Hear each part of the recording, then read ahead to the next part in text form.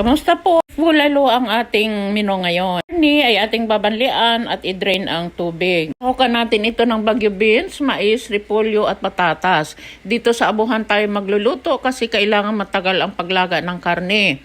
Sa kasirola, ihulog na natin ang sangkap ng luya, tanglad, bawang, sibuyas, pamintang durog, asin, mais at ang bulalo. Takpan at pakulungan hanggang sa lumambot. Maglagay din tayo ng beef cubes. At pag malambot na ang karne, atin nang ihulog ang patatas. Takpang muli at makailang saglit lang ay isama na natin ang kamatis na buo. Buo yan kasi pag siniserve na saka natin dodorogin, mas malasa ang sabaw. Palipasin din ang ilang saglit, isama na ang bagyo beans. At half cook na ang bagyo beans ay ilahok na ang repolyo. Isang kulo lang at ready na ang ating bulalo. Masarap po yan. Thank you for watching. Hanggang sa muli po.